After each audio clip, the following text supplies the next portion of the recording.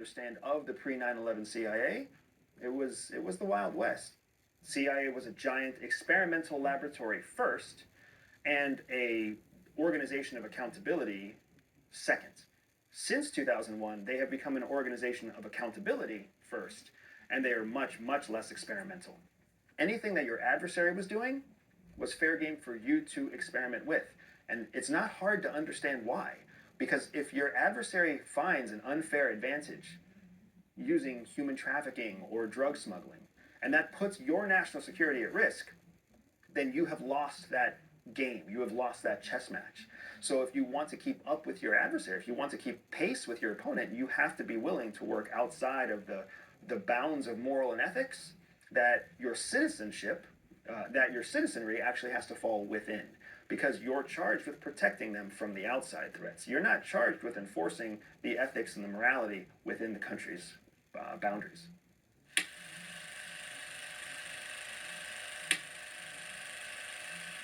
Espionage is illegal everywhere. However, when you swear an oath as a covert intelligence officer in support of an intelligence agency, you actually fall under a very strict carve-out in American law that makes it so that you can commit espionage against foreign targets in support of national security when it is ordered by an authorized person. It is illegal for a CIA officer to pursue an American citizen without disclosing their affiliation to CIA.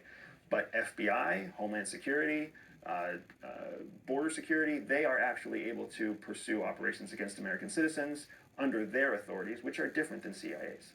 The way that the government spies on the American people isn't the way that you think it is from TV and media. The government doesn't have to dedicate really almost any resources to spying on American citizens, because American citizens basically give up all of their raw data to corporations. So all CIA or FBI or DoD really has to do is become a commercial client of a big data company, and they can get any information they need.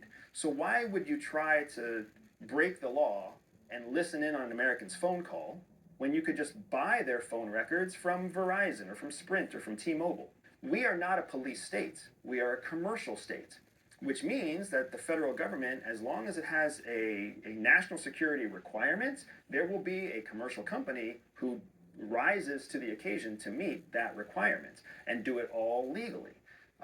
Edward Snowden's whistleblowing about the operation that NSA was running, in many ways, what he was blowing the whistle on was the illegal use of legally collected data.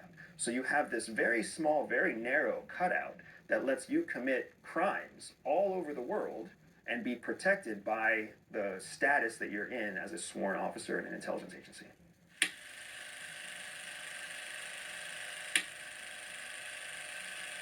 My path to CIA was not traditional, but it was fairly common still. I was actually trying to get into the Peace Corps, believe it or not. I was leaving the military. I was a nuclear missile officer, wore a key around my neck that would destroy the world. And after doing that for 2 years, living underground, I wanted to do the exact opposite. Imagine the last time you had a bad breakup with a girlfriend or a boyfriend. You leave the one relationship, and what do you look for? Something that is the complete and polar opposite. But in the process of that online application, a red screen popped up that said you may be qualified for other opportunities in the federal government. Will you put your application on hold for 72 hours while a recruiter reaches out to you? Because of what the Peace Corps is looking for. It's looking for people with a high risk tolerance. It's looking for people that are embracing discomfort. It's looking for people who are essentially open to the idea of trying to do the impossible, trying to make some broken part of the world whole again. And that type of person is also well suited for undercover intelligence work, because all the odds are against you. You have to embrace discomfort, and the risks are massive. So it's, when you look at the two side by side, you can really see that the people who give up their lives in pursuit of an ideology are really quite the same, even though their ideology might be different. Once you work for the Peace Corps, you are forever banned from working in intelligence. And once you've worked in intelligence, you are forever banned from working in Peace Corps. It's something that the federal government does to make sure that our Peace Corps representatives, our true Peace Corps reps, are never accused of espionage overseas. So, like any 27-year-old male who's single, I was always looking for the next best things. 24 hours later, I got a phone call from a 703 unlisted number, and that started my whole application process for CIA.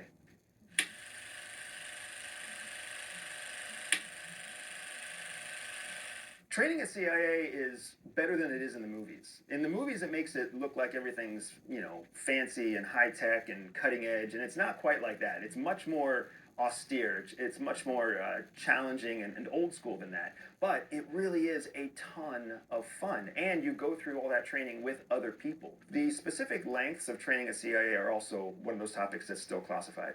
The details of the farm are still classified, and the full length of the farm is also still classified. But I will tell you, it's many months, and it is not many years in order to get up to speed as a field officer. What CIA wants is people who can handle a great deal of outside stimuli with very little emotive response, which makes people who are anxiety prone, autism prone, or pathological liars, sociopaths, it makes them very attractive, because when you have an antisocial personality disorder or when you have a diagnosable form of autism, you are already insulated against massive changes in your emotional state, which makes you more effective in training, but it also makes you more effective in the operational field. There are different ways that CIA pressure tests its trainees to measure an emotional response. One of the core things they do is they oversaturate you, what's called task saturation. They give you more tasks than you could ever possibly complete, whether that's in an hour or in a day or in a mission or in a simulation or even in a classroom. That's a very basic example, a very simple example of one of the things that can happen in the first few days of training. As training goes on, they put you through other types of more intense efforts to see what your emotional response might be. Whether that's exposing you physically to very cold temperatures, whether that's sleep deprivation, whether that's simulated capture, simulated interrogation. When you sign up for CIA, many people are surprised when they find out that they have to go through some very intensive training to be able to understand how to resist torture, how to survive or sustain through torture, and how to manage captivity.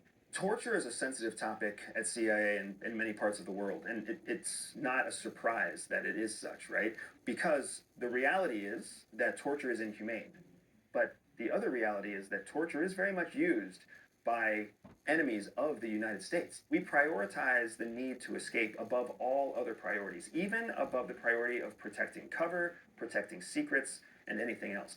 When you watch a TV show or a movie and you see somebody resisting torture by just stating their social security number and saying that they're a soldier, that's not really how it works when you're an intelligence operative. Instead, it's a continuation of the cat and mouse game. You're always trying to compete with the person who has you in captivity, because you need to retain enough resources to effectively escape so that you can get back with the intelligence that you've collected as a captive. And if you think about it, a captive has a great deal of information. You understand how you got captured, you understand how you're being held, you understand the rotation of guards, you understand the questioning, interrogation. So to be able to regain someone who's been captured is an incredibly valuable thing from an intelligence point of view for CIA, which is why they are more focused on that than they are on whether or not you disclose parts of your secret identity or parts of your operation along the way in order to resource yourself for a proper escape.